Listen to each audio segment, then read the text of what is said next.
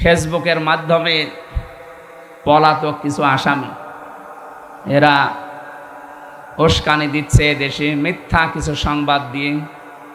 ফেসবুকের কথা 100 ভাগ বিশ্বাস করবেন না, এটার 100 ভাগের প্রায় 98 ভাগই আমার মনে হয় মিথ্যা কথা। গতকালকে আমি ছিলাম মৌলভীবাজার, আপনাদের পাশের গ্রাম মাছপাড়ার কৃতি সন্তান। ওখানকার জেলার এসপি জনাব জাহাঙ্গীর আলম ভাই, উনি জানাচ্ছিলেন যে আমার কুষ্টিয়াতে কালকে আপনার অনুষ্ঠান আছে, এই কথাগুলো বিভিন্ন জায়গায় বলবেন। যারা এই ফেসবুকের পাতায় পা দিয়ে দেশে বিশৃঙ্খলা সৃষ্টির জন্যে পলাতক আসামিদের কথা শুনে উদ্বুদ্ধ হচ্ছেন, আপনি কিন্তু কয়েকদিন পরে চামড়া হারিয়ে ফেলবেন। কথার অর্থ বোঝেন? বলছেন না, অর্থ বোঝেন না? এদিকে আসেন, আপনাকে জড়ি কোদাল দিয়ে বোঝাচ্ছে। এত বাংলায় বলছি, তাও যদি বুঝতে না পারেন তার মানে আপনিও মনে হয় লাইনে আছেন না। আমরা যেন উস্কানিতে পা না দেই, বিশেষ করে ইসকনের বিষয়টা নিয়ে যেটা শুরু হয়েছে। যারা দেশদ্রোহী তাদের কোনো ধর্ম নেই, সে যে ধর্মের লোক হোক, দেশদ্রোহী যারা তাদের বিচার অবশ্যই করা লাগবে, নয়তো এ দেশ তো আমাদেরকে বসবাসের অযোগ্য বানিয়ে ফেলবেন। এমনি ষড়যন্ত্র চলছে, থেমে নেই। যারা এতদিন বলতো আমাদের স্বামী স্ত্রীর সম্পর্ক, তারা কি বসে আছে? সে তো নয় স্বামীর বাড়ি বসে আছে, আর কেউ আছে তার দোলা ভাইয়ের বাড়ি। আমরা কোথায় যাব? সুতরাং এই ষড়যন্ত্রে আমরা যেন কেউ পা না দেই। উল্টাপাল্টা নিজে বিভিন্ন জায়গায় দেখি ফোন করে, ফোন নিজে রেকর্ড করে, নিজে এডিটিং করে, নিজে আবার ওইটা ছেড়ে দেয়। এটা মানুষের ভিতরে বিভ্রান্তি তৈরি করার জন্য। আমরা এতদিন পাগল ছিলাম, পাগল আমরা ভালো হই। চ্যানেলটি সাবস্ক্রাইব করে আমাদের সঙ্গেই থাকুন। ইন্নাল হামদালিল্লাহি ওয়াসসালাতু ওয়াসসালামু আলা রাসূলিল্লাহ, আম্মা বাদ, ফাউযু বিল্লাহি মিনাশ শাইতানির রাজীম। বিসমিল্লাহির রহমানির রহিম। ইয়া আইয়ুহাল্লাযীনা আমানু দুখুলু ফিস-সিলমি কাফা। সাদাকতা ইয়া রাব্বানা। আন আবি হুরায়রা রাদিয়াল্লাহু তাআলা আনহু ক্বালা আন-নাবিয়্যু সাল্লাল্লাহু আলাইহি ওয়াসাল্লাম, আলাইকুম বিল জিহাদি ফি সাবিলিল্লাহ ফাইন্নাহু বাবুম মিন আবওয়াবিল জান্নাহ ইলা আখিরিল হাদিস। রাহু ইবনে মাজাহ। কুষ্টিয়া জেলার ইবি থানার অন্তর্গত ঝাউদিয়া কাশীনাথপুর মধ্যপাড়া মাঠ প্রাঙ্গণে যুব সমাজের উদ্যোগে 2 দিন ব্যাপী দ্বিতীয় বাৎসরিক ঐতিহাসিক তাফসিরুল কোরআন মাহফিলের সমাপনী রজনীর স্বনামধন্য সভাপতি, অত্র এলাকার সর্বজন শ্রদ্ধাভাজন ব্যক্তিত্ব, একামতে দিন এই আন্দোলনের সম্মানিত সদস্য জনাব হায়াত আলী বিশ্বাস, ইউনিয়ন আমির ঝাউদিয়া, বাংলাদেশ জামাত ইসলামী কুষ্টিয়া জেলা শাখা। আতালাল্লাহু উমরাহু ওয়া বারাকাল্লাহু ফি হায়াতি, বলেন আমিন। সম্মানিত পরিচালক জনাব জুল হক উদ্দিন, এ মাহফিলে এতক্ষণ যারা কথা বললেন, কুষ্টিয়ার কৃতি সন্তান, ইসলামিক চিন্তাবিদ, শিক্ষাবিদ, আমার বড় ভাই জনাব মাওলানা ফারুক আজম জিহাদি, আলোচনা রেখেছেন মাওলানা হুসাইন মাহফুজ চুয়াডাঙ্গা। মাহফিলের প্রধান অতিথি হিসাবে উপস্থিত থাকার কথা ছিল বাংলাদেশ জামাত ইসলামী কুষ্টিয়া জেলা শাখার সম্মানিত জেলা আমির অধ্যাপক মাওলানা আবুল হাশিম। গতকাল যারা এখানে কথা বলেছিলেন, আলেমদের হায়াতে তাজ্জেবা সিহাতে কুল্লিয়া কামনা করছি, বলেন আমিন। মঞ্চে বসা আছেন মাওলানা ওমর ফারুক, মাওলানা খালিদ হাসান সিফাহি, নাম না জানা অন্যান্য ওলামা ইকরাম, এ মাহফিলের বরেণ্য সদস্যবৃন্দ, সামনে বসা মুসলমান ভাইরা, পর্দার আড়ালের সম্মানিতা মা এবং বোনেরা, প্রশাসনের ভাইরা, প্রাণপ্রিয় কুষ্টিয়াবাসী, আল্লাহর দরবারে শুকরিয়া জানাচ্ছি যিনি এশার নামাজের পরপরই কোরআনে কারীম শোনার জন্য মাহফিলে হাজির হওয়ার তৌফিক দিয়েছেন। এটা রাজনৈতিক মঞ্চ নয়, এখানে যারা জামাত ইসলামী করে, যারা ইসলামী ছাত্র শিবির করে, তাদের জন্য আজকের এই অনুষ্ঠান না। হাদা বায়ানুল লিন্নাস হুদাল লিন্নাস, মানুষ পদবাচ্চে যারা বিবেচিত তাদের জন্য আজকের এই অনুষ্ঠান। সে যদি হিন্দু, বৌদ্ধ, খ্রিস্টান, মাজুসি যাই হোক, মুশরিকও যদি হয়, হাত্তা ইয়াসমা কালাম আল্লাহ সুম্মা আবলিগহু মা মানা। আল্লাহ তাআলা বলেন, হে নবী, অমুসলিমরাও যদি কোরআন শুনতে আসে তাদেরকে শুনতে দেবে এবং শোনা হয়ে গেলে নিরাপদে বাড়িতে পৌঁছিয়ে দেবে। যদিও ফেসবুকের মাধ্যমে পলাতক কিছু আসামি এরা উস্কানি দিচ্ছে দেশে, মিথ্যা কিছু সংবাদ দিয়ে। ফেসবুকের কথা 100 ভাগ বিশ্বাস করবেন না, এটার 100 ভাগের প্রায় 98 ভাগই আমার মনে হয় মিথ্যা কথা। গতকালকে আমি ছিলাম মৌলভীবাজার, আপনাদের পাশের গ্রাম মাছপাড়ার কৃতি সন্তান। ওখানকার জেলার এসপি জনাব জাহাঙ্গীর আলম ভাই, উনি জানাচ্ছিলেন যে আমার কুষ্টিয়াতে কালকে আপনার অনুষ্ঠান আছে, এই কথাগুলো বিভিন্ন জায়গায় বলবেন। যারা এই ফেসবুকের পাতায় পা দিয়ে দেশে বিশৃঙ্খলা সৃষ্টির জন্যে পলাতক আসামিদের কথা শুনে উদ্বুদ্ধ হচ্ছেন, আপনি কিন্তু কয়েকদিন পরে চামড়া হারিয়ে ফেলবেন। কথার অর্থ বোঝেন? বলছেন না, অর্থ বোঝেন না? এদিকে আসেন, আপনাকে জড়ি কোদাল দিয়ে বোঝাচ্ছে। এত বাংলায় বলছি, তাও যদি বুঝতে না পারেন তার মানে আপনিও মনে হয় লাইনে আছেন না। আমরা যেন উস্কানিতে পা না দেই, বিশেষ করে ইসকনের বিষয়টা নিয়ে যেটা শুরু হয়েছে। যারা দেশদ্রোহী তাদের কোনো ধর্ম নেই, সে যে ধর্মের লোক হোক, দেশদ্রোহী যারা তাদের বিচার অবশ্যই করা লাগবে, নয়তো এ দেশ তো আমাদেরকে বসবাসের অযোগ্য বানিয়ে ফেলবেন। এমনি ষড়যন্ত্র চলছে, থেমে নেই। যারা এতদিন বলতো আমাদের স্বামী স্ত্রীর সম্পর্ক, তারা কি বসে আছে? সে তো নয় স্বামীর বাড়ি বসে আছে, আর কেউ আছে তার দোলা ভাইয়ের বাড়ি। আমরা কোথায় যাব? সুতরাং এই ষড়যন্ত্রে আমরা যেন কেউ পা না দেই। উল্টাপাল্টা নিজে বিভিন্ন জায়গায় দেখি ফোন করে, ফোন নিজে রেকর্ড করে, নিজে এডিটিং করে, নিজে আবার ওইটা ছেড়ে দেয়। এটা মানুষের ভিতরে বিভ্রান্তি তৈরি করার জন্য। আমরা এতদিন পাগল ছিলাম, পাগল আমরা ভালো হয়ে গেছি। কথা বলেন না কেন? আমরা 15.5 বছরে প্রায় পাগল ছিলাম। সে একটা গল্প শুনেছিলাম যে হাজ্জাজ বিন ইউসুফ, এই লোকটা এত জালেম ছিল, মন্ত্রী পরিষদ যে বলছে, বাদশাহ আপনার জন্য তো বাইরে যাওয়া যায় না, মানুষ শুধু জালেম বলে গালি দেয়। জালেম বলে? আমার দেশে বাস করে আমারে গালি দেয় কে গো? ছদ্মবেশ নিয়ে বাইরে গেছি, রাস্তায় একটা গ্রাম্য লোকের সাথে দেখা, ওকে জিজ্ঞাসা করছে, ওই হাজ্জাজ বিন ইউসুফ লোকটা কেমন? ওই ও তো জালেম। যে বলেছে জালেম, ওর মেজাজ খারাপ হয়ে গেছে। বলে, বেটা তুই আমারে চিনিস? না। আমি সে হাজ্জাজ বিন ইউসুফ। ও চিন্তা করছে আমার তো মাথা থাকবে না। বলছে, বাদশাহ নামদার আপনি আমার চেনেন? বলে, না তো। আমি এই গ্রামের ওই লোক যার মাসে 2 দিন মাথা খারাপ হয়, আজকে তার পয়লা দিন। ও তুই পাগল? কারে ধরলাম? পাগল বলে ওই দিন বেঁচে গিয়েছে, তাছাড়া বাঁচার কথা ছিল। আমরা ওই 15.5 বছরে পাগল বলেই বেশি আছি। কথা বলছেন?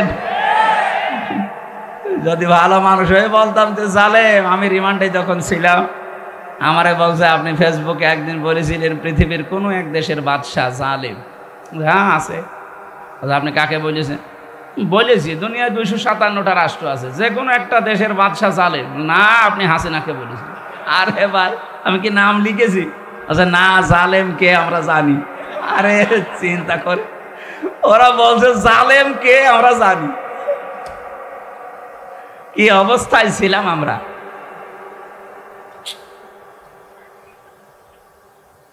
আল্লাহ একটা জগদ্দল পাথর আমাদের বুকের ওপর থেকে নামিয়ে দিয়েছেন। আল্লাহ তাআলা বলেন, ওয়াদানা আনকা বিজরাক আল্লাযী আনকাদা যহরাক। হে নবী, 1500 বছর আগে আপনার পিঠকে বাঁকা করে ফেলেছিল একটা বোঝা, আমি কিন্তু বোঝাটা নামিয়ে দিয়েছি। 1500 বছর পর আমাদের এই বুকের ওপরও একটা পাথর চাপা দেওয়া ছিল। আমরা বাকরুদ্ধ হয়ে গিয়েছিলাম। দল মত জাতি বর্ণ ধর্ম নির্বিশেষে ধর্মের লোক পর্যন্ত তারা অসহায় ছিল। এই যে বিশ্বজিৎ, একে আমাদের ধর্মের মানুষ বলেন, একটা হিন্দু মানুষ, তাকে পর্যন্ত ছাড় দেওয়া হয়নি। সে বলেছিল যে ভাই কিসের শিবির কিসের জামাত, আমি তো মুসলমানই না, তারপরও তারা ছাড়ে নাই। ওকে যে কব দিয়েছিল সে আমার সাথে জেলে ছিল এই 3 বছর, শাওন নাম, খুলনায় বাড়ি। বলছে এত করে আমারে বলছিল যে ভাই আমি মুসলমান না, আমি আপনাদের মতো হাফ হাতাও না, আমি ফুল হাতা, তারপরও আমি ছাড়ি নাই। মানে কথা বুঝতেছেন? আমরা কি ফুল হাতা, আমরা কি হাফ হাতা। যাকে মেরে ফেলা হয়েছিল বিশ্বজিৎ, ওই জন্য বলেছিল আমি কিসের জামাত ইসলাম কিসের শিবির, ভাই আমি ওসব কিচ্ছু জানি না, আমি একটা হিন্দু মানুষ, আমি আপনাদের মতো হাফ হাতাও না, আমি ফুল হাতা অবস্থায় আছি। এরপরও আপনি আমারে ছাড়েন না, কোপের পরে কোপ দিয়ে যান, মনে হচ্ছে যে গাছের উপরে কোপ দিচ্ছে। এই জগদ্দল পাথরকে আল্লাহ নিজে সরিয়ে দিয়েছেন। কে সরিয়েছেন? কেন এই কথা বললাম বলেন তো? আল্লাহ রাব্বুল আলামিন বলেন ওয়া মাকারু মাকারাও ওয়া মাকারনা মাকারাও ওয়া হুম লা ইয়াশউরুন। সূরা নমল 19 নম্বর পারার 20 নম্বর পৃষ্ঠা 4 নম্বর লাইনের 50 নম্বর আয়াতে আছে। আমি আধুনিকভাবে তাফসীরের সাথে মিলিয়ে বলছি, ওই মানধাত আমলে কি লেখা আছে ওটা বাদ দিন। এখন যুগের জ্ঞানের আলোকে বাস্তবতার সাথে আসলে কি মিলাতে হবে আয়াত দিয়ে দেখেন। আল্লাহ বলেন এটা হাজার হাজার বছর আগের কথা। মাকারু মাকারাও মাকারনা শব্দ দুইটাই কিন্তু একই, আল্লাহর ক্ষেত্রে ব্যবহার হয় কৌশল, আর কাফেরদের ক্ষেত্রে ব্যবহার হয় ষড়যন্ত্র। আল্লাহ বলেন ওরা ষড়যন্ত্র করেছিল, এমন ষড়যন্ত্র করেছে হে নবী আপনার বিরুদ্ধে, ইসলামের বিরুদ্ধে। আকাদে মাকারু মাকরহুম ওয়া ইনদাল্লাহি মাকরুহুম ওয়া ইন কানা মাকরুহুম লিতাজুলা মিনহুল জিবাল। হে নবী ওরা এমন ষড়যন্ত্রের জাল বিছিয়েছিল মনে হচ্ছে পাহাড় পর্যন্ত টুলে যাবে। আপনি টের পেয়েছেন চারিদিক থেকে ওরা এমন ভাবে আপনাকে ষড়যন্ত্রের জালে বেঁধেছিল, আপনি তো মানুষ, পাহাড় পর্যন্ত তার জায়গা ছেড়ে দেবে, এমন ষড়যন্ত্র চলছিল। এটা তো 1500 বছর আগে নাজিল হওয়া কথা। আমার তো মনে হয় 8 সালে আয়াতটা নাজিল হয়ে 24 সাল পর্যন্ত ছিল। এমন কোন দিক বিভাগ নেই বাংলাদেশে যেখানে ওদের ষড়যন্ত্রের জাল পড়ে নাই। কথা বলে না কেন? শিক্ষা বিভাগ বলেন, বিচার বিভাগ বলেন, এই দুইটা বিভাগ সবচাইতে বেশি ধ্বংস করে ফেলেছে। অথচ সারা পৃথিবীতে মিথ্যা ছড়িয়ে বেড়াতো যে আমরা ন্যায় বিচার কায়েম করছি। এত বড় ডাহা মিথ্যা কথা বলতে পারলেন? ন্যায় বিচার যদি কায়েম হবে, 3টা বছর আমার যে মামলা দিয়েছিলেন ও তো মূল্য চুরির মামলাও না, বানিয়ে একটা মামলা দিয়ে ন্যায় বিচার কায়েম হলে আমি 3 দিনও জেল খাটতাম না। অথচ 3 বছর আমার বিনা কারণে জেলে থাকা লেগেছে। এ কথা বলছে না? শুধু জেলে থাকাই শেষ না, আমার বাবার কাছ থেকে আপনারা কত টাকা নিয়েছেন বলেন? আমার মামলার আয় এখন কথা বলে, মাঝে মাঝে বলে হুজুর মাফ করে দেন। মাফ করতে পারে, আগে টাকা ফেরত দেন। আগে টাকা ফেরত দেবেন, এরপর মাফ চান। টাকা দেবেন না, খালি মাফ করে দেন। মাফ অত সহজ? এই 15 বছরে যাদের কারণে এই দেশের মানুষ ব্যবসা করতে পারে না, এই যে লোকটা, এর ব্যবসা বাণিজ্য পর্যন্ত আপনি বন্ধ করে দিয়েছেন। যাদের কারণে এই দেশের মানুষ নিরাপদে চলতে পারে না, আতঙ্কে থাকতো, মিথ্যা মামলা দিয়ে মিথ্যা সাক্ষী দিয়ে জীবনটা নষ্ট করে দিয়েছেন। এখানে অনেক মানুষ বসে আছে, তো বাস্তব বলছে, আপনি জিজ্ঞাসা করে দেখেন। স্টেজে যারা আসে আমার মনে হয় এমন কেউ নেই যে জেল খাটে নাই। শুধু জেল না, জেলে যাওয়ার পর আবার মিথ্যা সাক্ষী দিয়ে বছরের পর বছর রেখে দিয়েছে। খুন, গুম এবং আয়না ঘরের সাথে যারা জড়িত, যারা ভোট চোর, এই শব্দটা নাকি নতুন শুনছেন? 2008 থেকে শুরু করে 24 পর্যন্ত যতগুলো নির্বাচন বাংলাদেশে হয়েছে, আর এই নির্বাচনের মাধ্যমে যারা নির্বাচিত হয়ে দাবি করেন যে আমি সাবেক এমপি, এদের এমপি বলাও জায়েজ নেই। কিসের এমপি আপনি? আপনি তো ভোট চোর। আপনি ভোট হওয়ার আগেই 154 জন ঘোষণা দিয়ে দিয়েছেন। দিনের ভোট আপনি রাতে করে ফেলেছেন। কিসের সাবেক এমপি? এমপিদের জন্য, মন্ত্রীদের জন্য ভিআইপি যারা, তাদের জেলখানায় কিছু সুযোগ সুবিধা আছে। এরা যেহেতু এই 3-4 বারে একটা এমপিও না, কিসের এমপি? জনগণ তো ভোট দিয়ে আপনাকে এমপি বানায়নি, সুতরাং আপনি নিজে নিজে দাবি করে এমনি এমপি। কিভাবে এমনি বলেন?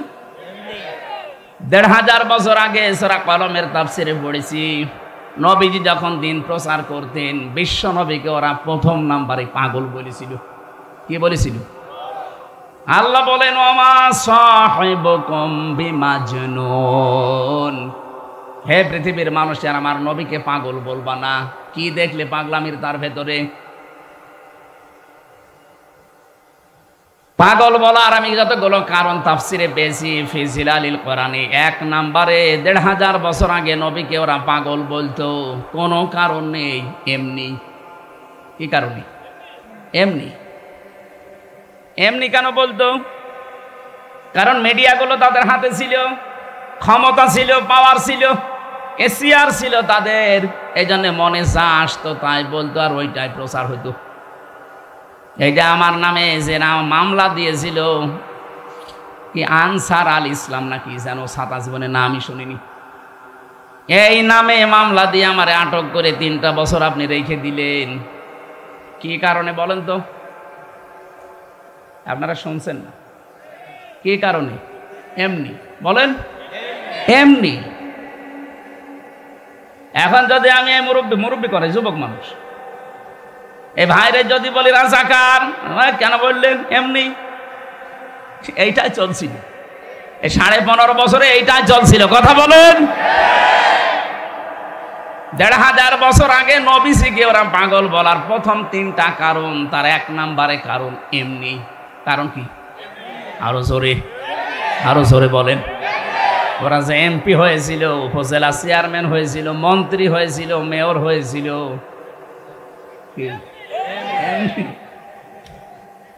এর প্রমাণ আমাদের এই যে আমার চাচাও তো চেয়ারম্যান ছিল, এমনি। কি আরম্ভ হয়েছিল বলেন তো? আল্লাহ পাক বলেন, এমন ষড়যন্ত্র মানুষগুলো করেছিল যে পাহাড় পর্যন্ত টইলে যাবে। এরপরের শব্দ কি? এখানে যারা আলেম আছে, ফারুক আজম ভাই, আল্লাহ পাক পরের শব্দটা এমন ভাবে মিলিয়েছেন, আপনি এই শব্দটা নিয়ে গবেষণা করবেন। অমাকারনা মাকরন, শব্দ কিন্তু একই। এখানে ফাইল কর্তা সরাসরি আল্লাহ নিজে। আল্লাহ বলেন, ওরা করেছে ষড়যন্ত্র আর আমি করেছি কৌশল। কৌশল করেন কে? শব্দ এক, কিন্তু জায়গা বিশেষে অর্থ আলাদা। আল্লাহর ক্ষেত্রে ষড়যন্ত্র শব্দ মানায় না। কথা বলেন না কেন? ইসলামের পক্ষে যারা দেশে কাজ করবে ওইটা জিহাদ, ওই কাজটা ইসলামের বিপক্ষে করলে ওইটা সন্ত্রাস। শব্দ এক, কাজ এক, কিন্তু ইসলামের পক্ষে করলে জিহাদ হবে, ইসলামের বিপক্ষে ওইটা করলে সন্ত্রাস হবে। ইসলামের পক্ষে কেউ কলম ধরলে, যে খালিদ হাসান সিপাহী সাংবাদিক ইসলামের পক্ষে কলম ধরে, এই জন্য উনি হচ্ছে জিহাদকারী মুজাহিদ। কুষ্টিয়াতে বহু সাংবাদিক আছে ইসলামের বিরুদ্ধে, মানবতার বিরুদ্ধে কলম ধরে। আল্লাহ রাব্বুল আলামিন বলেন, আমি নিজে এমন কৌশল করেছি, কৌশল করার মতো মাসদার দিয়েছেন। মাকারনা মাকরান অহুম লা ইয়াশউরুন, তারা টেরই পায়নি। কি টের পায়নি আপনি দেখবেন। এবার বাংলাদেশের সাথে আয়াতটা মিলাবেন। ফানজুর কাইফা কানা আকিবাতু মাকরিহিম, আল্লাহ যেন হাত দিয়ে আমাদেরকে দেখাচ্ছেন। ফানজুর, ফা দিয়েছেন। নাজারা মানে এই চোখ দিয়ে দেখা না, শুধু নাজারা মানে গবেষণা করে দেখা, চিন্তা ভাবনা করা। র মানে এই চোখ দিয়ে দেখা। আল্লাহ ফানজুর দিয়েছেন, হে পৃথিবীর মানুষেরা, বাংলাদেশিরা একটু নজর করে দেখো, আমি যারা ষড়যন্ত্র করেছিল মানবতার বিরুদ্ধে, দেশের বিরুদ্ধে, ইসলামের বিরুদ্ধে, দেখো তাদের অবস্থা আমি কি করেছি। আন্না দাম্মারনাহুম, অবশ্যই আমি আল্লাহ নিজে তাদেরকে ধ্বংস করে দিয়েছি। ওয়া কওমাহুম আজমাইন, এবং তাদের সকলকে আমি নির্মূল করেছি। এ দায়িত্ব নিয়েছে কে? আর জোরে বলেন। আল্লাহ দায়িত্ব নেওয়ার পরে কয়েকটা কথা এখানে জানিয়েছেন। তার সর্বপ্রথম কথা এইটা, যেটা এ দেশের সাথে 100 ভাগ খাপের খাপ মিলে গেছে। আল্লাহ পাক বলেন ফাতিলকা বুয়ুতুহুম খাবিয়াতাম বিমা যালামু। ফা দিয়েছেন এখানে যারা আরবি গ্রামার আর বালাগাত মানতিক বোঝে, ফা শব্দটা 13টা অর্থে ব্যবহার হয়। আল্লাহ পাক তিলকা দেওয়ার আগে ফা দিয়ে মনে হচ্ছে এই আঙ্গুল দিয়ে আমাদেরকে দেখাচ্ছেন, ওই বাংলার মানুষেরা, ফাতিলকা বুয়ুতুহুম, বাইতুন না বুয়ুত বহু বচন, এই সেই ঘর, এই সেই, এই জবাব দেন না কেন?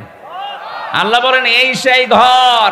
কি এই ঘর? কি একটা ঘরের নাম না দিয়ে বহু ঘরের নাম দিলেন কেন?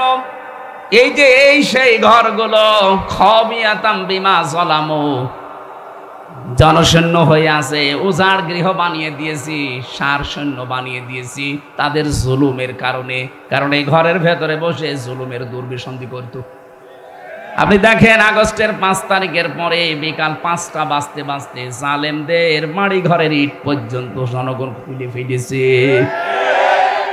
এর 1 নাম্বার প্রমাণ আমাদের হানিফ সাহেবের বাড়ি। আবার কে দেখাবেন আপনি?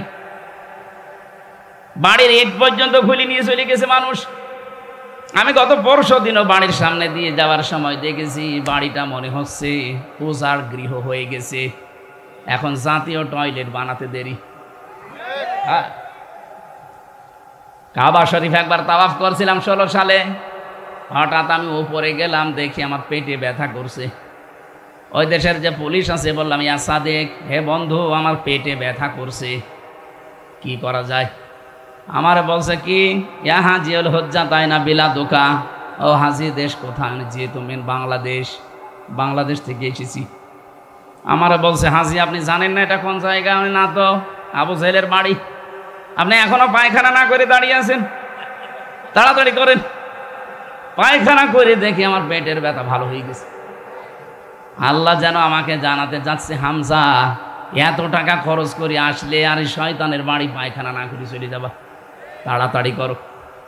1500 বছর পরে আমার মনে হচ্ছে আল্লাহ ঠিক বাংলার জনগণের পেটে।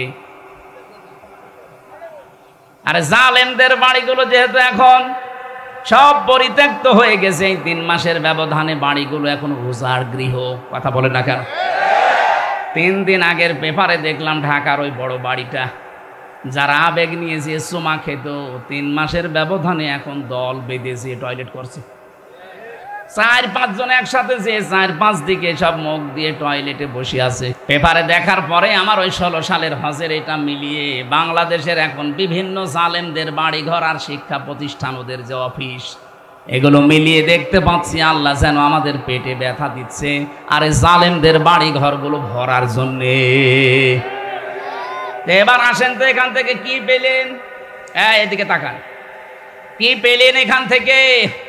খালি শুনিয়ে যাবেন, আমি বলে যাব না। এখান থেকে এবার শিক্ষাগুলো বের করি। আল্লাহ পাক বলেন খাবিয়াতাম বিমা যালামু, তাদের এই জুলুম করার কারণে বাড়ি ঘরগুলো আজ জনশূন্য হয়ে আছে, উজাড় গৃহ হয়ে গেছে, সার শূন্য। এখন ভূত বাস করে না। 3 মাসের ব্যবধানে যদি আল্লাহ এরকম করে দিতে পারে, আগামীতে যারা চেয়ারে বসবেন তারাও যদি জুলুম করেন, তাদের বাড়ি ঘর আল্লাহ উজাড় গৃহ বানিয়ে দেবে।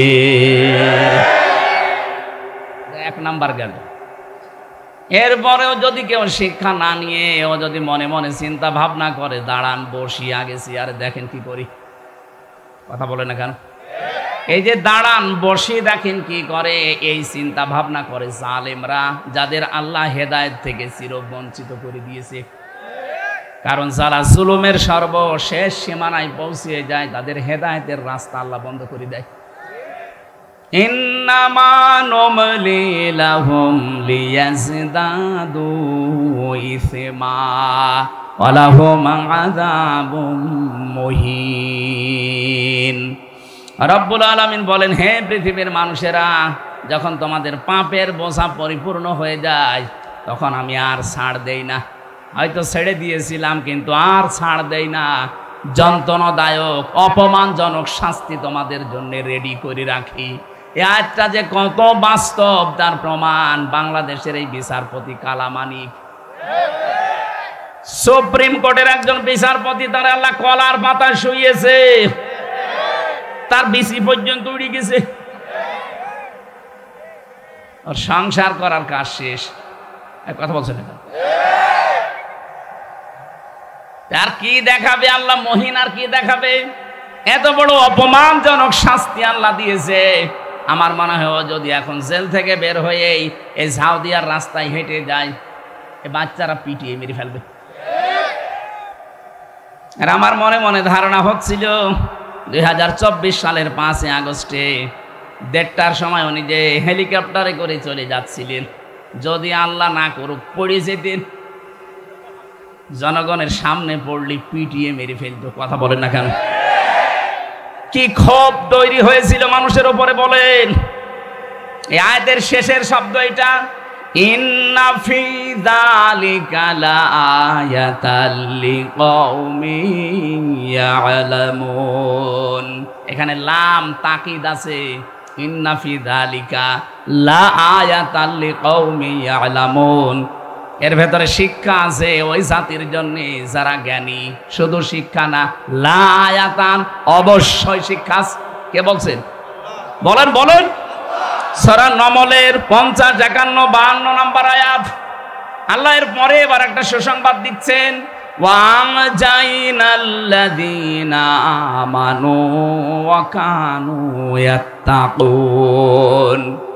এই কঠিন বিপদ এটা যাবার পরে আমি আল্লাহ বাঁচিয়ে দিয়েছিলাম তাদের, যে মানুষগুলো ইমানদার ছিল আর যারা তাকওয়া অবলম্বন করেছিল। আপনি দেখেন 15.5 বছরে এত জুলুম অত্যাচার নির্যাতনে যাদেরকে কণ্ঠাসা করে রেখেছিলেন, এই মানুষগুলো এখনো পর্যন্ত মাজা খাড়া করে দাঁড়িয়ে আছে। এদের বাঁচিয়েছে কে? বলেন। এদের যতটুকু ঈমান আছে, যতটুকুই তাকওয়া আছে, এই কারণে আমার আল্লাহ দুনিয়ায় বাঁচিয়ে দিয়েছে। আশা করছি আল্লাহ কিয়ামতের ওই কঠিন ময়দানে এই মানুষগুলোকে আল্লাহ বাঁচিয়ে দেবে। এই জন্য আমরা যেন জালেম হয়ে না যাই। অনেক মানুষ কিন্তু এখনো পর্যন্ত দিন গুনতেছে, দাঁড়ান আগে পাই। কি আপনি কি লক্ষ্য করেন না? ফাতিলকা বুয়ুতুহুম খাবিয়াতাম বিমা যালামু। জালেমদের ভাড়গড়ি জুলুম করার কারণে যদি ওজার গৃহ আল্লাহ বানিয়ে দিতে পারে, আগামী 5 বছর যারা ক্ষমতায় এসে জুলুম করবেন বলে বিভিন্ন ফোন দিয়ে আটতেছেন, আপনার বাড়ি 5 বছর পরে এরকম জালেমের মতো উজাড় গৃহ হবে না, ইন্টারন্যাশনাল পায়খানা হয়ে যাবে। এই জন্য সাবধান হবেন, আপনি থামবেন, ওইসব চিন্তা ভাবনা দূর করবেন।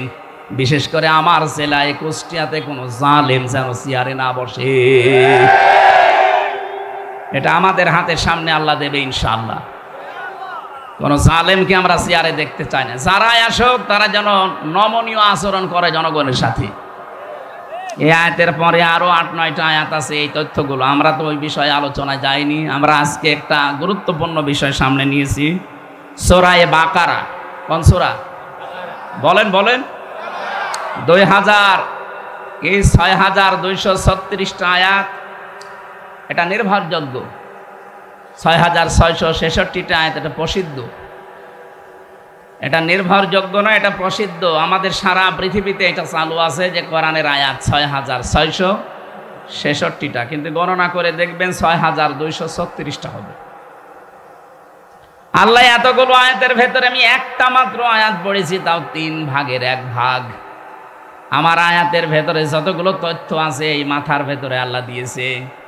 আমি 1-1.5 ঘন্টা না, আমার যতদিন হায়াত আছে পুরা জীবন যদি এই শব্দটা নিয়ে আমি আলোচনা করি, তাও এত কথা এখান থেকে শেষ হবে না। আমি দেখি কতটুকু ডেলিভারি দিতে পারি। জবান খুলে কোরআনের আয়াত পড়ে না গিয়া, আউযু বিল্লাহি মিনাশ শাইতানির রাজিম, বিসমিল্লাহির রহমানির রহিম।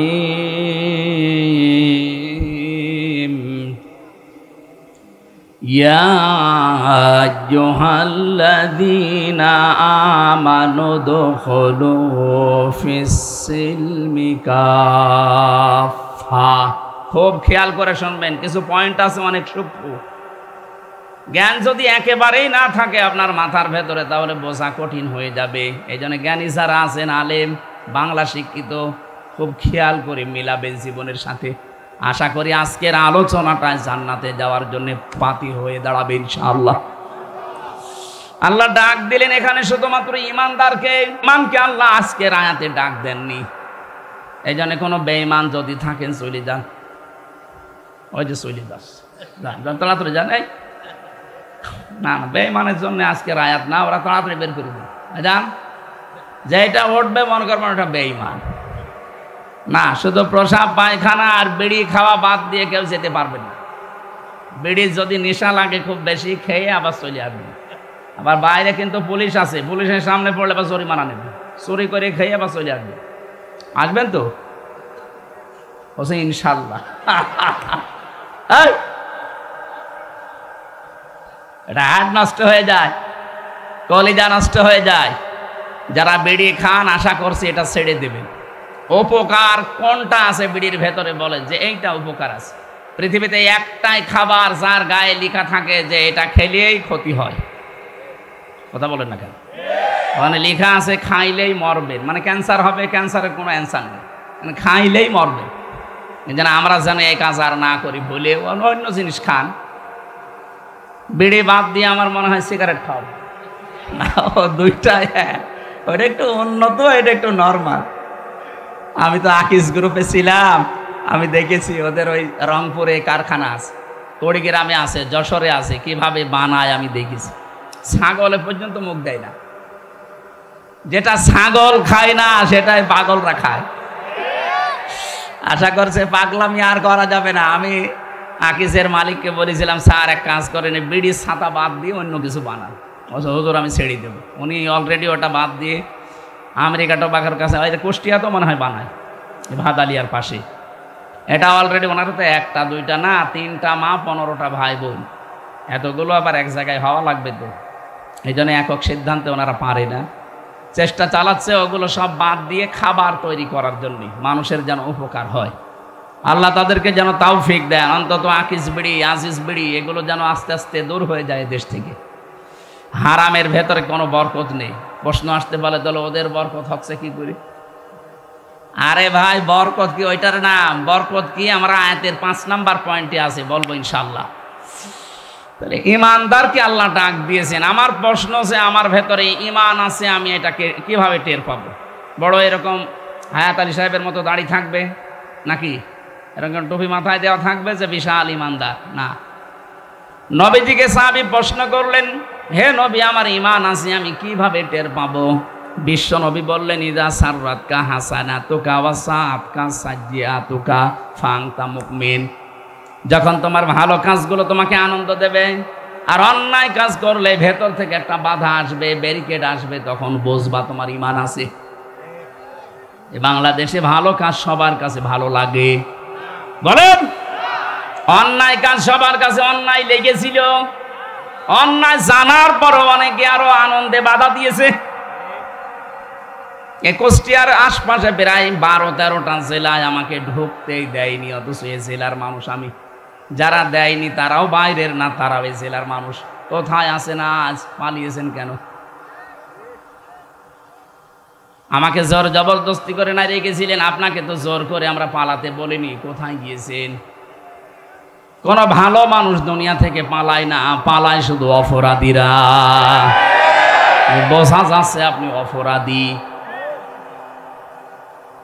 এই যে ভালো কাজগুলো আপনি বন্ধ করে দিয়েছিলেন এই দেশে। কোরআনে কারিমের কথা বলা এটা যে ভালো কাজ, ও পাগলও জানে। এই কথা বলে না কেন? কয়েকদিন আগে যশোরের সরকারি কলেজের এক অধ্যাপক, বিসিএস ক্যাডার লোকটা, ওনারা আমি 3 মাস সময় দিয়েছিলাম যে স্যার আপনি আমাদের ধর্মীয় গ্রন্থ, আপনি তো হিন্দু মানুষ, কোরআনে কারিমটা পুরা আমাকে পড়ে জানাবেন। আপনাকে আমি ইসলাম গ্রহণ করতে বলছি না, কিন্তু আমার ধর্মীয় গ্রন্থ পড়বেন। উনি তাফসির কিনে পড়েছিলেন পুরাটা, 3 মাস পরে দেখলাম মুসলমান হয়ে গেছে। আমরা তো কোরআনের কারণে মানুষদেরকে দিনের পথ দেখাতাম, আর আপনার এই ভালো ভালো কাজগুলো যেদিন হবে সেই দিন পুলিশ দিয়ে বন্ধ করে দিতেন। আমার নিজের এই যে পাশে পাঠিকা বাড়ি, আমার ইউনিয়ন আমার উঠতে দেয়নি স্টেজে। কেন? আমি কি আপনার মেয়ের দিকে তাকিয়েছিলাম? আর আপনার যে মেয়ে, ওকে তাকানোর মতো? বলেন ওই মেয়ের দিকে তাকানো যায়? কোন নজরে আমি তাকাবো?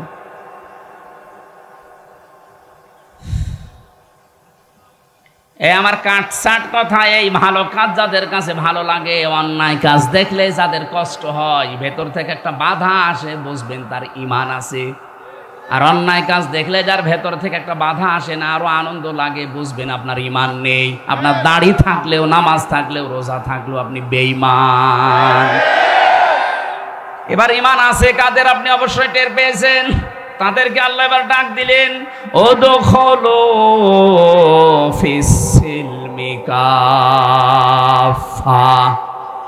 আল্লাহ পাক বলেন তোমরা পরিপূর্ণভাবে ইসলামে প্রবেশ করো। এবার আমি আলেমদেরকে বলছি, এখানে আল্লাহ এখানে সিলমন দিয়েছেন, সিনের নিচে জের দিয়ে সিলমনের বাংলা অর্থ হয় ইসলাম, আর সিনের ওপরে জবর দিয়ে বাংলা অর্থ হয় শান্তি।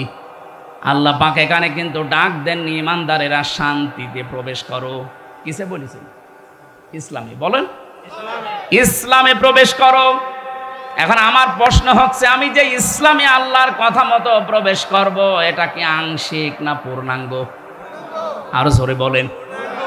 পূর্ণাঙ্গ যে ইসলামে প্রবেশ করলেন, কোথায় পেলেন? আল্লাহ পাক কাফ ফাতান দিয়েছেন, উদখুলু ফিস-সিলমি কাফা।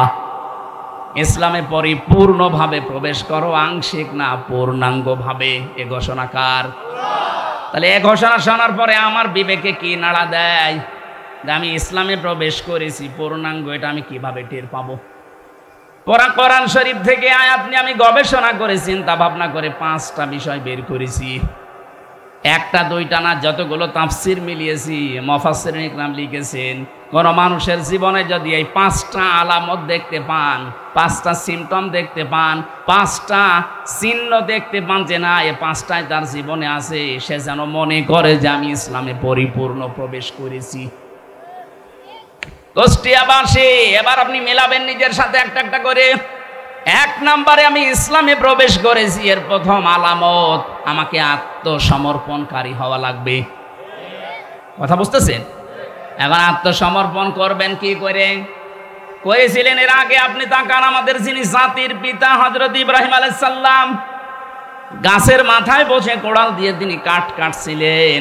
আল্লাহ ওখানেই ডাক দিয়েছেন, ইয ক্বালা লাহু রাব্বুহু আসলিম। সূরা বাকারার 131 নম্বর আয়াতের প্রথম অংশে আছে। আল্লাহ পাক বলেন ইব্রাহিম আত্মসমর্পণ করো। তিনি ওখানে বললেন আল্লাহ এখান থেকে আমি কি করে আত্মসমর্পণ করি? আল্লাহ পাক বলেন গাছের মাথায় কাঠ কাটা বাদ দিয়ে খাতনা করো কোড়াল দিয়ে, এইটাই আত্মসমর্পণ। এখন এই জন্য পুরা ইব্রাহিম নবীর পুরা জীবন পড়ে দেখেছি আল্লাহ 50টা পরীক্ষা করেছিলেন, এটা 50 নাম্বার। উনি গাছের মাথায় বসে খাতনা করে আল্লাহকে বললেন আসলামতু লিরাব্বিল আলামিন, বিশ্ব জগতের প্রতিপালক আমি আল্লাহর কাছে আত্মসমর্পণ করলাম, আমার নিজের বলতে আর কিচ্ছু নেই, সব আমি এখন সমর্থন করলাম। কাকে? আরো জোরে বলেন। সব সমর্পণ করে দিয়েছি আমি আল্লাহকে, আমার নিজের বলতে আর কিছু নেই। এটা আপনি কিভাবে বাস্তবে দেখাবেন আল্লাহকে? উনি তো 50টার একটা দেখালেন যে খাতনা করলেন। বিজ্ঞান এখন এই শব্দটা নিয়ে গবেষণা চালিয়েছে। পৃথিবীর এই একটা জাতি যারা খাতনা করে, ইব্রাহিমকে যারা জাতির পিতা মানে। অন্যান্য ধর্মে যারা আছে তারা কিন্তু খাতনা করছে না, যদিও বিজ্ঞানসম্মত, এটা স্বাস্থ্যসম্মত। খাতনা করলে অনেক রোগ থেকে আপনাকে বাঁচিয়ে দেবে আল্লাহ। এই জন্য অনেক হিন্দু যারা শিক্ষিত, যারা মার্জিত, ওরা চুরি করে রাতের আধারে মুসলমানদের ডাক্তার দিয়ে চুরি করে খাতনা করে নিচ্ছে। আমরা যদি অনেকে মনে করি খাতনা করা মানেই মুসলমানই না, এটা ইব্রাহিম নবীর একটা সুন্নাহ, এটা আদর্শ, এটা রীতিনীতি। ওনাকে যে আল্লাহ 50টা পরীক্ষা করেছিলেন, 50টা পরীক্ষায় তিনি উত্তীর্ণ হয়েছেন। 50 নাম্বার পরীক্ষা ছিল এই খাতনা করা। আমরা যারা জাতির পিতা ইব্রাহিমকে মানি তারা এই খাতনা করি কিনা? আরো জোরে বলেন। যারা জাতির পিতা ইব্রাহিম নবীকে মানেন না, অন্য কাউকে মানেন, তাদের আর খাতনা করার দরকার নেই, তারা থাকবেন ফুল হাতা। কথা বলছেন এখন। যার আদর্শ আপনি তাকেই মানেন না, তাই আপনারও কাটার দরকার কি? আশা করছে আমার আর নিচে নামা লাগবে না। এই কথা বলুন। এটা নিয়ে ভাগাভাগি করা বন্ধ করে দেন। জাতির পিতা একজন, আল্লাহর ঘোষণা দেওয়া, তার নাম। আরো জোরে বলুন। মিল্লাতা বিকুম ইব্রাহিম হুয়া সাম্মাকুমুল মুসলিমিন। এই যে হুয়া আছে, হুয়ার ফাইল কর্তা সরাসরি হযরত ইব্রাহিম আলাইহিস সালাম। কোন কোন তাফসিরে আল্লাহর নামও আছে, কিন্তু তিনি আমাদের জাতির পিতা, এই কারণে আমাদের নাম রেখেছেন মুসলিম। নাম কি? এখানে আমি সহ যারা বাবা আছি, বাবাদের এখানে 11টা দায়িত্ব এসে যায়। বাবা আছেন কারা? হাত তোলেন তো। এই আন্দাজ হাত তুলেন না, আমি কিন্তু 11টা জিজ্ঞাসা করবো, আন্দাজে বাবা হওয়া। বাবা হলে আপনাকে 11টা কাজ করা লাগে। প্রথম নাম্বারে তার অর্থবোধক একটা নাম রাখবেন। আমাদের জাতির পিতা যেমন একটা অর্থবোধক নাম আমাদের রেখে দিয়েছিলেন, নাম রেখেছিলেন মুসলিম। নাম কি? কি সুন্দর নাম দেখেন তো, আত্মসমর্পণকারী। আর আমরা এমনও বাবা পেয়েছি, নাম রেখে দিয়েছে এমন নাম, হিন্দু না মুসলমান, এরকম নাম দেশে নেই। আমরা নাই নিলাম। আপনি কেন এমন নাম রাখবেন যেটা হিন্দু না মুসলমান বোঝা যায় না? আপনি তো মুসলিম জাতির পিতা ইব্রাহিমের সন্তান, এমন একটা নাম রাখবেন যে নামের ভেতরে আমার আল্লাহর পরিচয় পাওয়া যায়। কি সুন্দর একটা অর্থবোধক নাম আমাদের পিতা দিলেন। দেখেন, হুয়া সাম্মাকুমুল। এখানে আলেম নেই, জবান খুলে কোরআনের আয়াত পড়েন না কেন? হুয়া সাম্মাকুমুল মুসলিমিন। আমাদের পিতা এবার কি করলেন? আত্মসমর্পণ। এবার তাকাবেন আপনি একটা একটা করে, আমি বলছি। আপনি যে ইসলামে প্রবেশ করেছেন তার প্রথম আলামত এইটা, আপনি দেখবেন আপনার জীবনে মেলে কিনা। খুব সূক্ষ্ম বিষয়টা। আওয়াসা বিহা ইব্রাহিম বানিহি ওয়া ইয়াকুব ইয়া বানিয়া ইন্নাল্লাহা আসতাফা লাকুমুদ্দিন ইলা আখিরি আয়াত। সূরা বাকারার 132 নম্বর আয়াতের প্রথম অংশে আছে, আল্লাহ পাক বলেন তোমাদের জাতির পিতা ইব্রাহিম এবং ইয়াকুব তার সন্তানদেরকে ইন্তেকালের আগে এই ওসিয়তগুলো করেছিল। হে আমার আদরের সন্তানেরা, অবশ্যই আল্লাহ, এই ভালো করে, হে আমার আদরের সন্তানেরা, অবশ্যই আল্লাহ ইন্নাল্লাহা আসতাফা লাকুমুদ্দিন, তোমাদের জন্য মনোনীত করেছেন, নির্বাচিত করেছেন, চয়ন করেছেন, চুজ করেছেন একটা দিনকে। কাকে? এ পর্যন্ত যদি না বোঝেন পরের শব্দ বুঝবেন না। তোমাদের জন্য আল্লাহ নির্বাচিত করেছেন, পছন্দ করেছেন একটা দিনকে। কাকে? কে দিন? এই রাতের পরে যে দিন আসবে ওই দিন না। দিন এখন সারা পৃথিবীতে চলছে 4,500 দিন। দিন মানে যদি ধর্ম মনে করেন, 4,500 ধর্মের লোক এই দুনিয়ায় এখন আছে। 257টা রাষ্ট্রের ভেতরে চলছে এটা। 257টা রাষ্ট্র আছে। আমি ছোটখাটো যতগুলো রাষ্ট্রে ঘুরলাম, বাংলাদেশের চার রাষ্ট্রগুলো, কোনটা 8 ডবল, কোনটা 14 ডবল, কোনটা 29 ডবল। বাংলাদেশের চাইতে মালয়েশিয়া গিয়েছিলাম 8 ডবল বড়। এর চাইতে সৌদি আরব 14 ডবল বড়। এর চাইতে পাশের রাষ্ট্র ইন্ডিয়া 29 ডবল বড়। আমেরিকায় কিছুদিন পরে আমার ভিসা লাগিয়েছি, আমি যাচ্ছি ওখানে, বাংলাদেশের চাইতে 59 ডবল বড় ওই দেশটা। আমেরিকার কাছে বাংলাদেশ একটা গ্রাম না, গ্রামও না। সারা পৃথিবীতে 800 কোটির উপরে মানুষ আছে। 4,500 ধর্মের দিনের মানুষ আছে। আল্লাহ পাক বলেন দিন হিসাবে আমি তোমাদের জন্য যেটা পছন্দ করলাম, ইন্নাদ-দীনা ইনদাল্লাহিল ইসলাম, তোমাদের জন্য আমি আল্লাহর কাছে একমাত্র মনোনীত ধর্মের নাম। কত সূক্ষ্ম বিষয় দেখেছেন। জাতির পিতা ইব্রাহিম এবং ইয়াকুব তাদের সন্তানদেরকে বলেছে তোমাদের জন্য একটা দিন আল্লাহ নির্বাচিত করেছেন। সেই দিনের পরিচয় সূরা আলে ইমরানের 19 নম্বর আয়াতে দিচ্ছেন আল্লাহ। সেই দিনের নাম, এই জবান খোলেন না কেন? আল্লাহ রাব্বুল আলামিন ইসলাম বলে শেষ করে দেননি। সূরা আলে ইমরানের 95-85 নম্বর আয়াতের ব্যাখ্যাটা আরো বিস্তারিত দিয়েছেন। ওমাই আবতাগি গায়রাল ইসলামি দীনান ফালাই ইউকবালা মিন ওয়া হুয়া ফিল আখিরাতি মিনাল খাসিরিন। তামাম দুনিয়ায় কেউ যদি ইসলাম বাদ দিয়ে অন্য কোন নিয়ম নীতি দিন দিয়ে আমি আল্লাহকে রাজি করতে চাই, ফালাই ইউকবালা মিন, ইউকবালার আগে লান আছে, এর আগে ফা আছে। এর বাংলা অর্থ দাঁড়িয়েছে কোশ্চিন কালেও হবে না।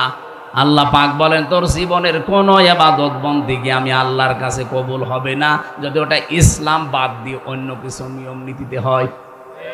আপনি কি সৌভাগ্যের অধিকারী একটু খেয়াল করেন, 4,500 ধর্ম দিয়ে আজ যারা তাদের সে দেবতা বলেন, ভগবান বলেন, যিশু বলেন, রকমের যার ইবাদত করে মানুষ যেতে চাচ্ছে, কিন্তু সবাই এক জায়গায়। কেউ উপরওয়ালা বলে, কেউ গড বলে, কেউ ভগবান বলে, কেউ দেবতা বলে, আমরা আল্লাহ বলি।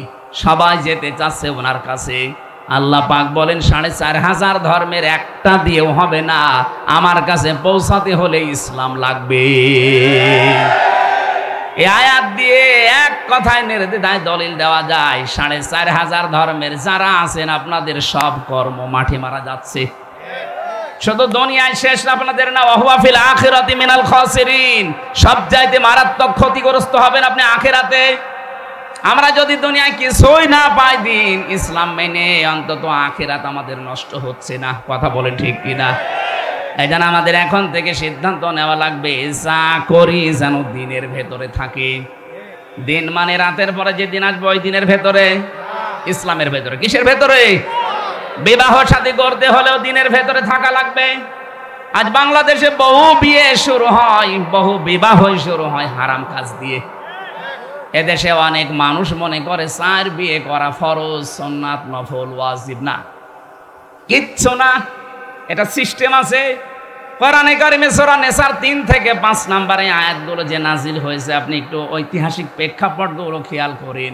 আল্লাহ কেন নাজিল করলেন আয়াতগুলো? বিবাহের ক্ষেত্রে কোন নারীর রূপ সৌন্দর্যের মধ্যতা পেয়ে আপনি ভসালে শুধু একটার পর একটা বিয়ে করে যাবেন না। ইসলাম এই জন্য আপনাকে 4 বিয়ের অনুমতি দেয়নি।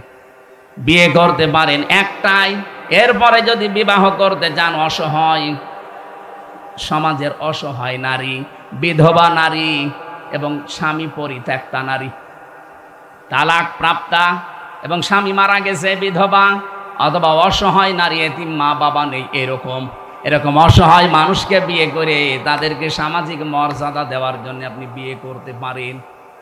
1, 2, 3, 4। অধিকাংশ মানুষ এটাকে নিয়ে 4 বিয়ে করা ফরজ, অথচ ইনসাফ করতে পারে না, খালি বিয়ে করিয়ে যাচ্ছে। আপনি কি আকিজের ছেলে নাকি? আকিজের ছেলে 4 বিয়ে করেছে, বলছে আমিও করব। আরে ভাই করবেন, ঠিক আছে, তার মতো টাকা আছে আপনার? তার খুলনা 1 বউ থাকে, যশোরে 1 বউ থাকে, রংপুরে 1 বউ থাকে, ঢাকা ভার্সিটি 4 আর 1 বউ। তার যে টাকা ও নিজেও জানে না তার কত টাকা আছে, আর আপনি নিজে হিসাব করেও পারেন আপনার টাকা আছে কিনা। আপনি আন্দাজে খালি বিয়ে করবেন। তাহলে বিয়ে শুরুই হচ্ছে আমাদের আন্দাজে। এমনকি অধিকাংশ বিয়েতে আজ যে ঝামেলাটা তৈরি হচ্ছে, এখানে যেহেতু বাবা আছে, আমার বাবাও আছে, উনিও ভুল করেছে। বিয়েটা করার সময় ইসলামের নিয়ম হচ্ছে অলিমা করা। এই কথা বলে না কেন? অলিমা করলে এটা যে ছেলের বাড়ি হয় না মেয়ের বাড়ি হয়? বলেন বলুন, এইটা ইসলাম। আজ ইসলামের এই নিয়ম বাদ দিয়ে যারা অলিমা বাদ দিয়ে বরযাত্রী যায়, মেয়ের বাড়িতে 150, 200, 250 মানুষ নিয়ে যাচ্ছে বরযাত্রী। কোথায় পেয়েছেন ভণ্ডামি? আমি মনে হয় মেয়ের বাবা এই জন্য বলছি নাকি? না, আমি এই জন্য আরো বলছি কারণ আমার তো ছেলে নেই, আমার তো বাঁচা লাগবে। আমি যা করেছি ওটা ভুল হয়ে গেছে, থুক্কু। সামনে যেন আর কেউ এটা না করেন। ছেলে বিবাহ দিতে হলে ওলিমা করা লাগবে ছেলের বাড়িতে না মেয়ের বাড়িতে। এই নিয়ম পালন করা যাবে না। যারা বাবা আছেন হাত তোলেন তো। না না, আপনি আন্দাজে হাত তুলেন না, সামনে কিন্তু বরযাত্রী মার যাবে। আমাদের হচ্ছে না, বিবাহ শাদীটা ইসলাম অনুযায়ী হচ্ছে না আমাদের।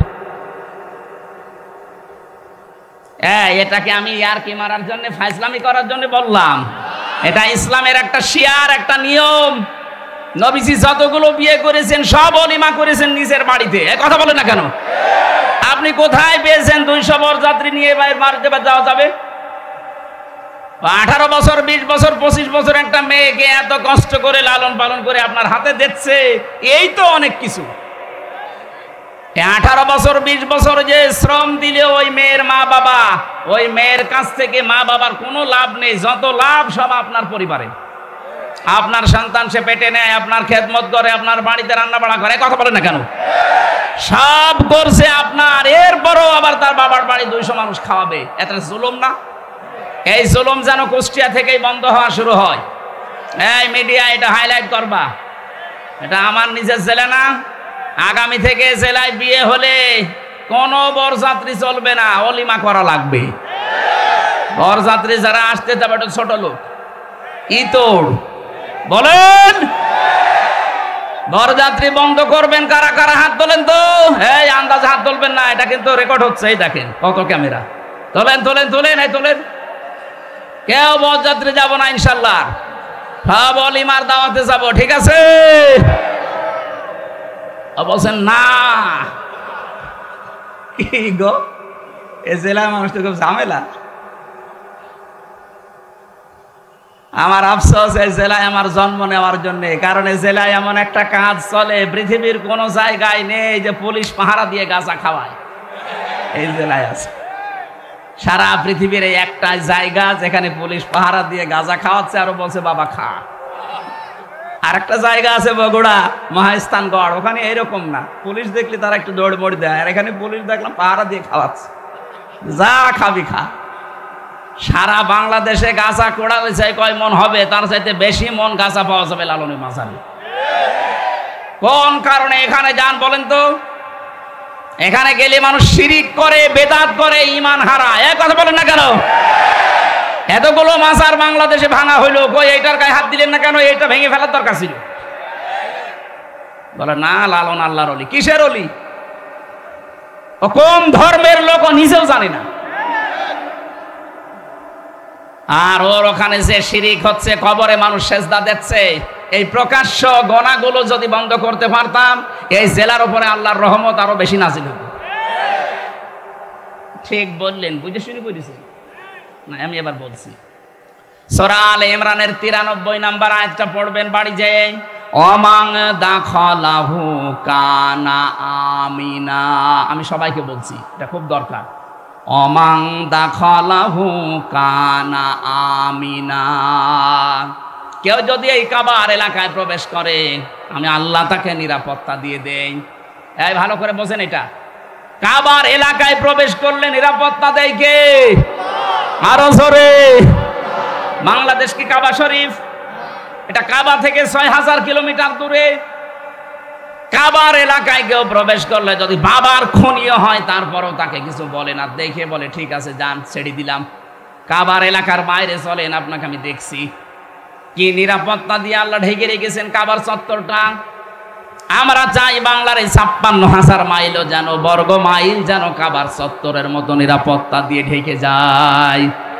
এটা ঢেকে দিতে হলে কি করা লাগবে? সূরা আনআম 7 নাম্বার পারা 17 নাম্বার পৃষ্ঠার 1ম নাম্বার লাইনের 82 নাম্বার আয়াতে আল্লাহ তথ্য দিয়েছেন, আল্লাযীনা আমানু ওয়া লাম ইয়ালবিসু ঈমানাহুম বিযুলমিন উলাইকা লাহুমুল আমনু ওয়া হুম মুহতাদুন।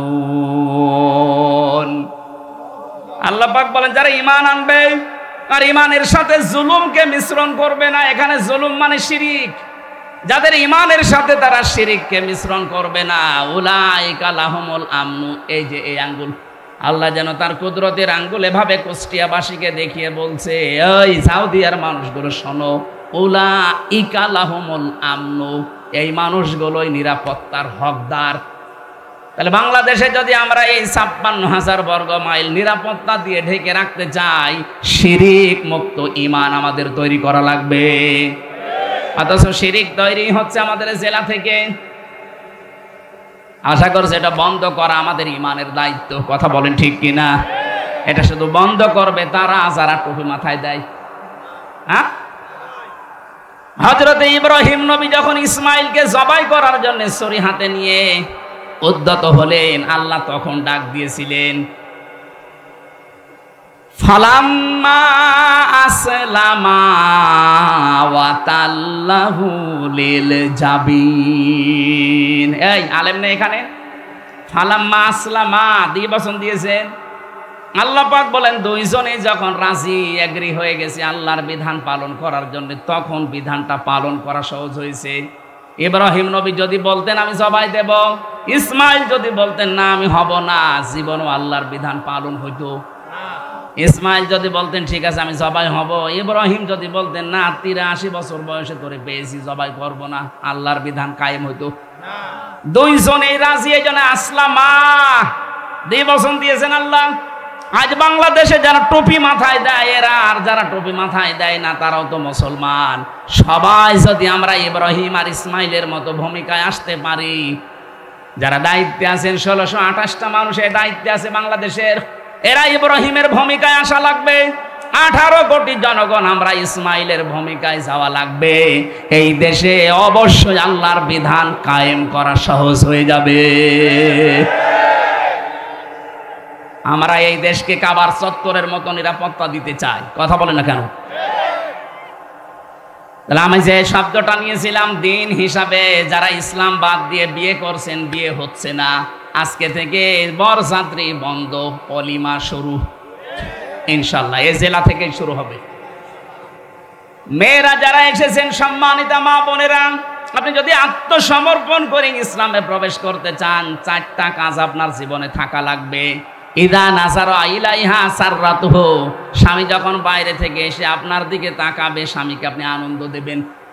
কিন্তু অধিকাংশ মেয়েরা এটা আজ করে না, এই জন্য অনেক স্বামী বাইরে লাইন করে। দেখছেন? বলছে ঠিক, তার মানে এলাকায় চলছে। ওয়াইদা গাবা আনহা হাফিজাতুহু, যখন স্বামী বাইরে যাবে নিজেকে হেফাজতে রাখবেন। নিজের ইজ্জত, আবরু, সম্ভ্রম, স্বামীর সন্তান, স্বামীর সম্পদ এগুলো হেফাজত করে রাখবেন। এটা আত্মসমর্পণকারী নারী এর গুণাগুণ। 3 নম্বরে ওয়া তুইনু আলা দীনি যাওজাতিহা, স্বামী যখন বাইরে থাকবে, সে দিনের কাজে হোক, ইসলামের কাজে হোক, মানবতার সেবায় হোক, স্বামী যখন বাইরে থাকবে তাকে সাহায্য করবেন, আরো সময় দেবেন, তাকে উদ্বুদ্ধ করবেন, ছাড় দেবেন না আপনি আরো তার প্রতিবন্ধকতা সৃষ্টি করেন। কি করে বেড়াও তুমি? কি করার মানে আপনার স্বামী মানবতার সেবা করে, ইসলামের কাজ করে, এই কথা বলছেন কেন? আপনি শুধু নামাজ পড়ে রোজা রেখে কালো বোরকা পরে নেককার হতে পারবেন না। স্বামীকে দিনের কাছে আপনাকে ছাড় দেওয়া লাগবে। কুষ্টিয়ার মেয়েদেরকে বিশেষ করে বউ যারা আছেন তারা স্বামীকে ছাড় দেবেন, উদ্বুদ্ধ করবেন দিনের কাজে। 4 নম্বরে, স্বামী যদি আদেশ করে ওটা যদি জায়েজ হয়, জীবন থাকতে আপনাকে মানা লাগবে। আমি স্বামী, যত স্বামী এখানে বসে আছি আমরা, প্রতিটি স্বামী আমরা চাই বিয়ের পরে আমাদের মা বাবা আমাদের সাথে থাকবে। কথা বলে না কেন? এটা আমরা পছন্দ করি কিনা? 100 ভাগের 80 ভাগ মহিলা এটা চাই না। আপনি নামাজ পড়ে রোজা রেখে জান্নাত পাবেন না, আপনার আত্মসমর্পণই হয়নি। এটা 4টা বললাম। আল্লাহ রাব্বুল আলামিন বলেন তুমি ইসলামে প্রবেশ করলে কিনা তার প্রথম আলামত হচ্ছে আত্মসমর্পণ করবা। দিন হিসাবে ইসলাম বাদ দিয়ে অন্য কিছু মানা যাবে আরো জোরে। সুতরাং যৌতুক প্রথা দিনে আছে, ইসলামে আছে? যৌতুক দিয়ে যারা বিয়ে করে, যৌতুক নিয়ে যারা বিয়ে করে, এটা হিন্দুদের রীতি। এই যে গায়ে হলুদ দেওয়া, এটা হিন্দুদের রীতি। এক কথা বলে না কেন? আশা করছি দিনের বাইরে যেটা আল্লাহ মনোনীত করেছেন এর বাইরে আমাদের যাওয়া যাবে না। ফালা তামুতুন্না ইল্লা ওয়া আনতুম মুসলিমুন। রব্বুল আলামিন বলেন, ইব্রাহিম নবী সন্তানদেরকে বলেছিল, ছেলেরা যাই করো মুসলমান না হয়ে মরো না, কারণ মুসলমান না হয়ে কবরে গেলে কবর তোমাকে কিন্তু ছাড়বে না। কথা বলেন ঠিক কিনা? আমরা যাই করি আত্মসমর্পণ করব, আর মুসলমান না হয়ে কবরে আমরা যাব না ইনশাআল্লাহ। 2 নম্বরে আমি বেশি ইখলাস অর্জন করা লাগবে। 3 নম্বরে আকীদা শুদ্ধ করা লাগবে। 4 নম্বরে উন্নত চরিত্র অর্জন করা লাগবে। 5 নম্বরে লেনদেনে স্বচ্ছ থাকা লাগবে। এটা বাংলাদেশে একেবারে দূর হয়ে যাচ্ছে। দেখতে মনে হয় আকাশ থেকে পালিয়ে এসেছে, খুব ভালো মানুষ, কিন্তু লেনদেন করে দেখবেন ওর মতো হারামি আর নেই। দোকানে বাকি যদি খায়, দোকানের সামনে দিয়া যায় না, অন্য রাস্তা দিয়ে যায় না। আপনি ইসলামে প্রবেশ এখনো পরিপূর্ণ করেননি। আকীদা বিশুদ্ধ করা লাগবে। কেন বলছি? বাংলাদেশে একটা মজলুম দলের উপরে একটা মিথ্যা তহমত দিয়ে বলা হয় যে ওদের আকীদা ঠিক নেই, অথচ বাংলাদেশে যদি আকীদার প্রশ্ন করেন, সবচাইতে শুদ্ধ আকীদার মানুষ হচ্ছে এই দেশে যারা একামতে দিন কায়েম করতে চায়। এই মজলুম দলের উপর একটা মিথ্যা তহমত দিয়ে সারা বছরের পর বছর এই তহমতটা আপনি চালিয়ে দিচ্ছেন। আপনার আকীদা ঠিক আছে?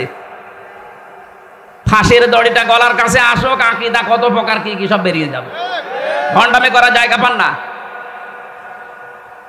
আকীদার যে কিতাবগুলো আছে, আমি তাফসীরের কিতাব থেকে, হাদিসের কিতাব থেকে পড়ার জন্য আহ্বান জানাচ্ছি। আমার 9:30টায় ওঠার কথা, হরিপুরে আর 5 মিনিট আছে। আজকের মতো আমি শেষ করে দিচ্ছি। পাঠিকা বাড়ি আছে এই সামনে মাসে, আজকের এই মাসে 27 তারিখে রাত 9:30টায় উঠবো। যত রাত পর্যন্ত পারি কথা বলবো ইনশাআল্লাহ। আল্লাহুম্মা আমিন।